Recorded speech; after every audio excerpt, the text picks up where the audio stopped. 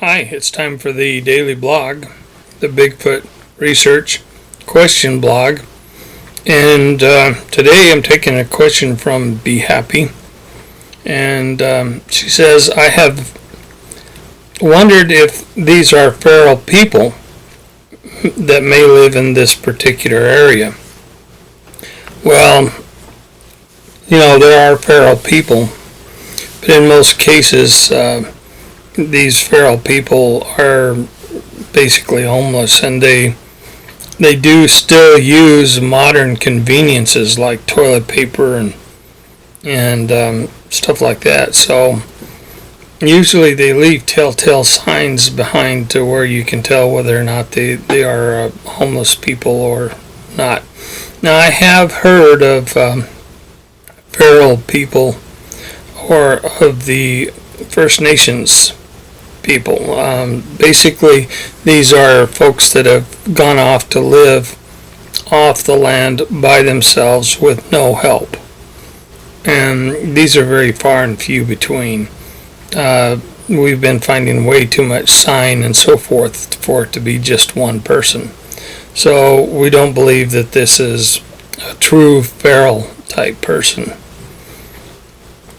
Some of the reasons why we don't think these are feral people and is because they're a long ways away from civilization. Most of the time, homeless people want to live closer to civilization so they can get a few of the amenities, maybe visit the soup kitchen, stuff like that. And so that's one good reason. The trash in the area. People are very trashy.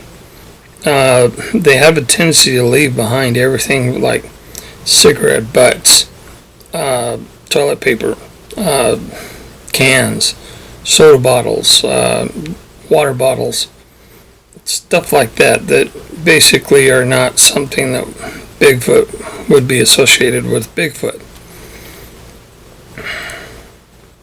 Plus, I think they also want to be able to borrow a few things from a few campers. So it might be that some of these homeless people would be in a campground or near a campground so that they can stop by and borrow some salt or something like that. Now, I've had that happen before. Many people have stopped by because they're basically down on their luck, and I do what I can. I feed them and let them borrow some salt or some toilet paper or whatever they need that I have. I try to share with them. Most of the prints that we find and photograph are barefoot footprints. Now, this is in the snow. It's cold up there. I mean, at the night it gets down in the teens from time to time. And one particular time I was there, it was down in 9 degrees. And I went to open my laptop, and guess what? It shattered. The Gorilla Glass on your laptop doesn't like cold weather like that. The shelters that are being built are really not very good for weather. They don't really hold out the wind and the rain and the snow all that much. So, I would think that if it was a feral person or a homeless person, they would build their shelter a little bit better. Maybe for a longer term stay or something like that. And of course, they'd probably live closer to town. The water up there, this is not good drinking water for you and I. You can get sick. Which would include the backdoor trots, nausea, that kind of stuff. And you have to seek treatment to get healed. So, drinking the water up there on a regular basis is not a good idea. Unless you have some kind of purification method through boiling it or maybe pills, iodine pills or whatever.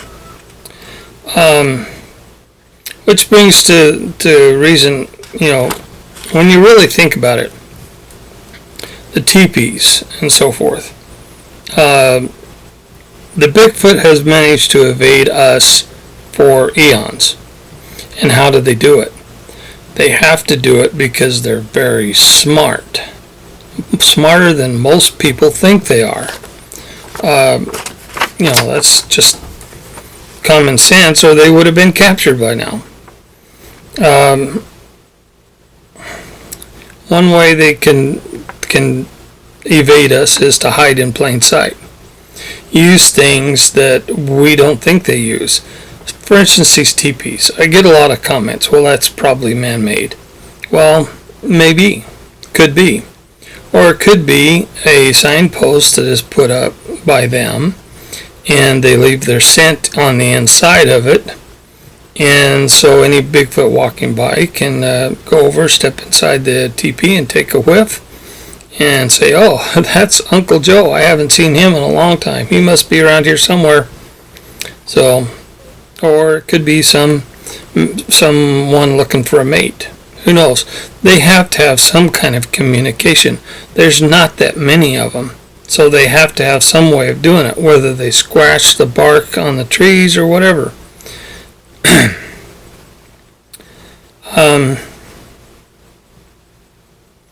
So they need to be able to communicate without drawing our attention. Okay, so a good way to do it is do something we do, only a little differently, and then we won't even think about it. Okay, feral people.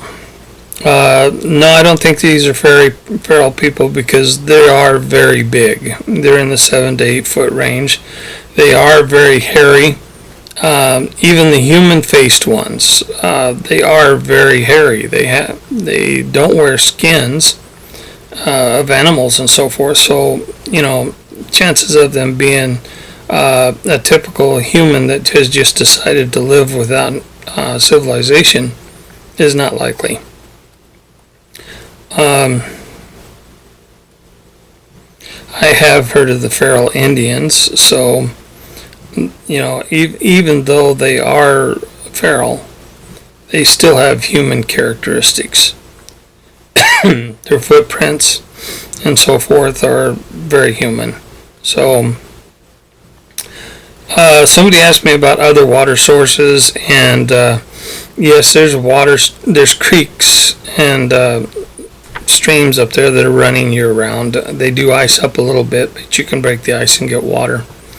That's not a problem because most animals, when the ponds are frozen, some of them will not chance getting wet and therefore freezing, and so they'll eat snow.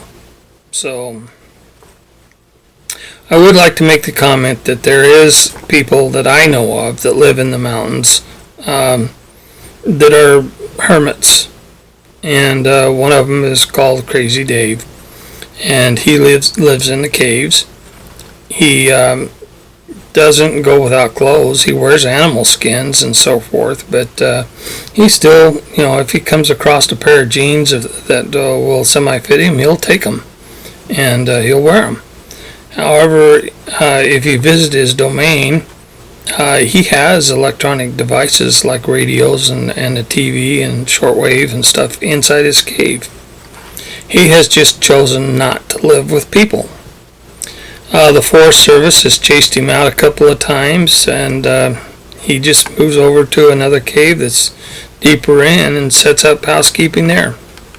However, even though he lives by himself, people know of him. I know of him. The Forest Service knows about him. So if there are feral people, then people of the area would know about them. Well, that about does it for this blog, and we'll do another one tomorrow. See you then.